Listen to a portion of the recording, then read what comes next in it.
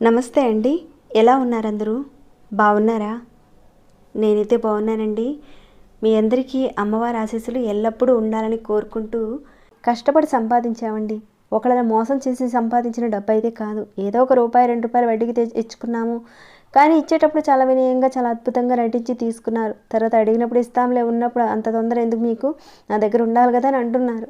నెల కాదండి, సంవత్సరం అయిపోతుంది, డబ్బులు ఇవ్వటం లేదు. ఏదో కొద్దిగా ఇస్తున్నారు, నా దగ్గర డబ్బులు ఉన్నప్పుడు ఇస్తామలే అంటున్నారు. ఇంకేమైనా ఉంటే చేసుకో అని చెప్పి కూడా అంటున్నారు. అలానే సొంత అన్నదమ్ములు కానివ్వండి, సొంత రిలేషన్స్ వాళ్ళు డబ్బు తీసుకున్నప్పుడు చక్కగా మీకు పువ్వుల్లో పెట్టి ఇచ్చేస్తామని అంటారు. తర్వాత చూస్తే ఏం చేసుకుంటావు చేసుకోమని అంటున్నారు. ఇలాంటి ఇబ్బందులతో ఎవరైతే బాధపడుతున్నారో తప్పకుండా చేసుకోవాల్సిన ఒక మంచి పరిహారం ఇది. ఎవరైనా చేసుకోవచ్చు ఈ పరిహారాన్ని. పరిహారం విషయంలో నియమ నిబంధనల గురించి, అలానే ఎవరు చేయాలి, ఏ విధంగా చేయాలి ఇవన్నీ కూడా చెప్తానండి. ఇక్కడ ఒక చిన్న రిక్వెస్ట్ అండి, ఈ వీడియో మీ అందరికీ కూడా వర్త్ఫుల్ అనిపిస్తే కనుక ఒక లైక్ ఇచ్చి సపోర్ట్ చేయండి. సబ్స్క్రైబ్ కాని వారు ఎవరైనా ఉంటే మన ఛానల్కి సబ్స్క్రైబ్ చేసుకుని ఆల్ ఆప్షన్ తప్పకుండా ఆన్లో పెట్టుకోండి. పరిహారాన్ని అయితే ఆఖరి వరకు చూడడానికి ప్రయత్నం చేయండి. సరేనండి, ఇక వీడియో మాటకు వెళ్దాం. మన తంత్ర గ్రంథాల్లో ఉన్న ఈ పరిహారాన్ని తమిళనాడులో ఎక్కువగా చేస్తూ ఉంటారు. ఈ పరిహారాన్ని చేయడం వల్ల మంచి రిజల్ట్ని చూసి చాలామంది పరిహారాన్ని ఫాలో అవుతూ ఉన్నారు. ఎవరైతే ఇచ్చిన డబ్బులు తిరిగి రాక ఇబ్బంది పడుతున్నారో ప్రతి ఒక్కరికి ఉపయోగపడే పరిహారం అనమాట. కొన్ని పరిహారాలు చాలా తేలిగ్గా ఉంటాయి, కొన్ని పరిహారాలు కాస్త కష్టంగా ఉంటాయి. కొన్ని పరిహారాల విషయాల్లో డబ్బులు పెట్టాల్సి వస్తుంది. డబ్బులు పెట్టినా పెట్టకపోయినా ఇది ఒక మంచి రిజల్ట్ ఇచ్చే పరిహారం అండి. కానీ చేసేటప్పుడు మాత్రం ఖచ్చితంగా పరిపూర్ణమైన నమ్మకం పెట్టి, నేను చేసే పరిహారం ఖచ్చితంగా జరగాలి, నేను ఇచ్చిన డబ్బులు నాకు తిరిగి రావాలి అని చేయండి, ఖచ్చితంగా జరుగుతుంది. అలా కాకుండా ఇది అవుతుందా లేదా అని ఒక అపనమ్మకంతో చేస్తే ఎలాంటి ఫలితం ఉండదు. కాబట్టి పూర్తి నమ్మకంతో మనస్ఫూర్తిగా చేయండి. మీ మనసు బలంగా సంకల్పించినప్పుడు ఏ కోరికైనా సరే నెరవేరుతుంది. మేము అప్పుగా ఇచ్చిన డబ్బులు తిరిగి రావడం లేదు, ఆ డబ్బులు తిరిగి రావడానికి ఏదైనా ఉపాయం ఉంటే చెప్పమని అడిగారు. ఇప్పుడు చెప్పుకునే పరిహారం మన డబ్బులు తిరిగి రావడానికి చేసుకునే పరిహారం. పరిపూర్ణమైన నమ్మకంతో చేయండి. ఇవన్నీ మన లాల్ కితాబ్ పరిహారాల్లో చెప్పబడిన ఒక మంచి పరిహారం. చాలామంది చేసి చూసిన ఒక మంచి పరిహారం అండి. వీడియోనైతే పూర్తిగా చూడండి. అర్థం కాకపోతే ఒకసారి మళ్ళీ బ్యాక్ వెళ్ళి చూడండి. ఇక పరిహారాన్ని ఎలా చేయాలనేది చెప్తాను. పరిహారానికి కావాల్సిన పదార్థాలు ఏంటో చూద్దాము. ఒక తమలపాకు కావాలి, పచ్చకర్పూరం కావాలి. ముద్ద కర్పూరం అనుకుంటారేమో, అది కాదండి, పచ్చకర్పూరం కావాలి. మీ డబ్బులు రావాలి, ఇచ్చిన డబ్బులు తిరిగి రావాలి. ఇచ్చిన దగ్గర ఆ డబ్బులు ఆగిపోయాయి, అవి రావాలి. డబ్బులు తీసుకుని మోసం చేసి పారిపోయారు, ఆ డబ్బులు రావాలని కోరుకునేవారు చేయడం వల్ల ఖచ్చితంగా ఎవరికైతే ఈ సిచ్యువేషన్ ఉందో దాని నుంచి బయటపడతారండి. దీన్ని ఆడవారైనా మగవారైనా ఎవరైనా చేయొచ్చు. కాకపోతే మంగళవారం రోజున చేయాలి, చాలా అద్భుతంగా పనిచేస్తుంది. అలాగే మిగతా రోజుల్లో కూడా చేసుకోవచ్చు, కానీ మంగళవారం రోజున చేస్తే ఫాస్ట్గా రిజల్ట్ మన దాకా వస్తుంది. దీన్ని ఉదయం నుంచి సాయంత్రం లోపుగా ఎప్పుడైనా చేసుకోవచ్చు. ఏ రోజుల్లో చేసినా కానీ ఉదయం నుంచి సాయంత్రం లోపుగా ఎప్పుడైనా చేయొచ్చు పరిహారాన్ని. ఇక ఆహార నియమాలంటూ ఏమీ లేవు. ఇలా మీరు వారం వారం చేసుకుంటూ ఉంటే ఎవరైతే మీకు డబ్బులు ఇవ్వాలో ఇవ్వకుండా మిమ్మల్ని ఇబ్బంది పెట్టే వాళ్ళకున్న మనసు మారి డబ్బులు తీసుకొచ్చి మీ చేతిలో పడతారు. అలాంటి వాళ్ళ మనసు మార్చి ఒక మంచి పరిహారం అనమాట. తమిళనాడులో చాలామంది చేసి రిజల్ట్ వచ్చిన పరిహారం అండి. అందుకే మీ అందరికీ కూడా షేర్ చేస్తున్నాను. ఈ పరిహారాన్ని మీ ఇంట్లో, మీ పూజా మందిరంలో కానీ ఎక్కడైనా సరే ప్రశాంతంగా కూర్చొని ఒక తమలపాకు తీసుకోండి. ఆ తమలపాకు చిన్నదైనా పెద్దదైనా తీసుకోండి. పరిహారానికైతే తమలపాకే కావాలి. ఆ తమలపాకు మీద కర్పూరం పెట్టండి.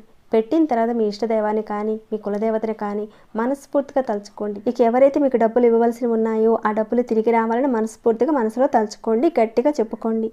ఇక ఈ పచ్చకర్పూరాన్ని ఆకులో పెట్టి వెలిగించాలి. దానికన్నా ముందు కాస్త ఒక పెద్ద స్టీల్ ప్లేట్ తీసుకోండి. ఇదంతా చేసేటప్పుడు మీరు తూర్పు ముఖంగా కూర్చొని చేయాలి ఇదంతా. ఇంతకీ ఈ ఆకుని ఎలా పెట్టి చేయాలంటే, తొడిమ మన వైపు పెట్టుకుని కొన తూర్పు వైపుగా పెట్టి పచ్చ కర్పూరాన్ని మధ్యలో పెట్టి మసి పట్టాలి.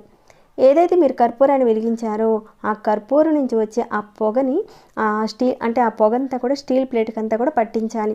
ఆ పొగని కాటుకగా పట్టాలి. తమలపాకు కాకుండా వేరే ఆకు మీద మాత్రం చేయకూడదు. వెలిగించిన తర్వాత మీరు గుర్తుంచుకోవాల్సిన విషయం, ఆ పెద్ద ప్లేట్కి అంతా కూడా బాగా పట్టండి. ఈ ఆకులో ఉన్న ఆ రసము, ఆ పచ్చకర్పూలో ఉన్న అదంతా కూడా మసిగా ప్లేటుకి పడుతుంది. ఏదైతే ఆ ప్లేటుకి మసిగా పట్టిందో ఆ మసిని అంతా కూడా ఒక చిన్న స్పూన్తో గీకేసేయండి. ఆ గీకిన మసిని ఒక చిన్న బౌల్లో తీసి రెడీ చేసి పక్కకు పెట్టుకోండి. కాస్త మందంగా మసి పట్టించండి ప్లేట్కి. తర్వాత ఈ ప్లేటుకి పట్టిన ఆ మసిని గీకి బౌల్లో తీసి పెట్టుకోండి. ఇదంతా మనం తూర్పు ముఖంగా కూర్చొని చేయాలి. ఎవరైతే మనకు డబ్బులు ఇవ్వాలో, మన డబ్బులు తీసుకుని ఇబ్బంది కలిగిస్తూ మనల్ని ఇబ్బంది పెట్టేవారు ఎవరైనా సరే వారి పేరుని మనసులో అనుకొని తర్వాత మీరు ఒక వైట్ పేపర్ తీసుకోండి. మీరు ఏదైతే ఈ మసిని ఒక చిన్న బౌల్లో పెట్టుకొని ఉన్నారు కదండి, ఆ మసిని మధ్య వేలతో తీసుకోండి. నార్మల్గా అమ్మవారికి కుంకుమ పెట్టేటప్పుడు ఉంగరపు వేలతో పెడతాము, కానీ ఇక్కడ మధ్య వేలతో మసిని కుంకుమలాగా తీసుకొని ఇప్పుడు ఎవరైతే మీకు డబ్బులు ఇవ్వాలో వాళ్ళ పేర్లని పేపర్ మీద రాయాలి. మీకు ఎలా కుదిరితే అలా చేయండి. పేరు రాసేంత సరిపడా మసిని కలెక్ట్ చేసుకోండి. ప్లేట్కి కాస్త ఎక్కువగానే కర్పూరం పెట్టి వెలిగించితే ఎక్కువ మసిని కలెక్ట్ చేసుకోవచ్చు. అలా మధ్య వేలతో ఎలా పెన్నుతో రాస్తామో అలానే రాయాలి. వేరే ఇతర వస్తువులను వాడి మాత్రం రాయకూడదండి. మీరు తూర్పు ముఖంగా కూర్చొని తమలపాకు పెట్టి పచ్చకర్పూరాన్ని పెట్టి వెలిగించాలి. కానీ ఇదంతా రాసేటప్పుడు మీరు దక్షిణ వైపు తిరిగి రాయాలి. వీడియో సరిగ్గా అర్థం కాకపోతే మళ్ళీ ఒకసారి బ్యాక్ వెళ్ళి చూడండి. కాటుకంతా పట్టేటప్పుడు తూర్పు వైపుని కూర్చొని చేయాలి, కానీ వాళ్ళ పేర్లు రాసేటప్పుడు దక్షిణ వైపు తిరిగి రాయాలి. ఎవరైతే డబ్బులు తీసుకుని ఇవ్వకుండా ఉన్నారో వాళ్ళు డబ్బులు ఇవ్వాలని మనసులో అనుకుంటూ చేయాలి. పేరు రాసేటప్పుడు ఎవరైతే మీకు ఇవ్వకుండా బాధ పెడుతున్నారో వారి ముఖాన్ని మీరు ఒకసారి గుర్తు చేసుకోండి. వారు నాకు డబ్బులు తిరిగి ఇవ్వాలని మనస్ఫూర్తిగా అనుకొని ఆ వ్యక్తి ముఖాన్ని మనసులో తలుచుకొని రాయండి. అలా మీకు ఎంతమంది ఉన్నారో డబ్బులు ఇవ్వాల్సిన వాళ్ళు అంతమంది పేర్లు రాయండి. రాసేటప్పుడు వాళ్ళ మొహం గుర్తు చేసుకొని మసితో రాయండి. ఎంతమంది పేర్లైనా రాసుకోవచ్చు. ఇక అలా మొత్తం రాసేసిన తర్వాత ఆ పేపర్ని చక్కగా మడత పెట్టేయండి. ఆ పేపర్ని మీ పూజా మందిరంలో పెట్టి దాని మీద ఒక బరువు పెట్టాలి.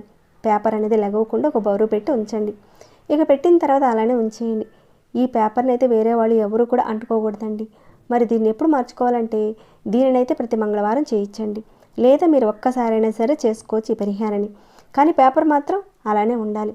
మీరు వారం వారం చేద్దామనుకుంటే ఒక 11 వారాలు చేయాలి. 11వ వారం లోపు మీ డబ్బులు తిరిగి వస్తాయి.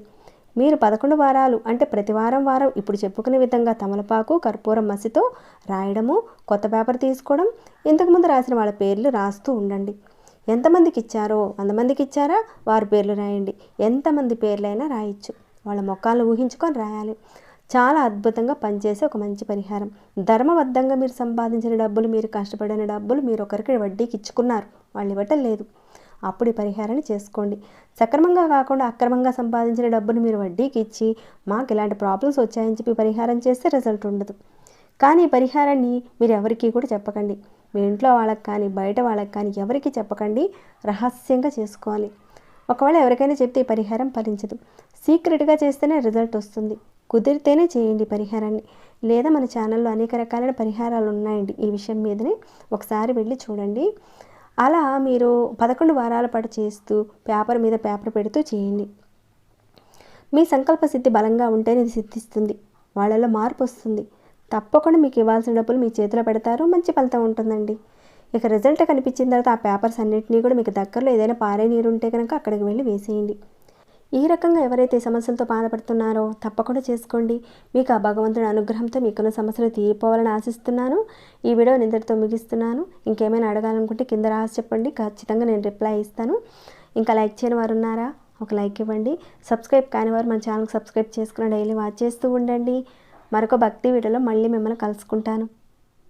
ధన్యవాదములు.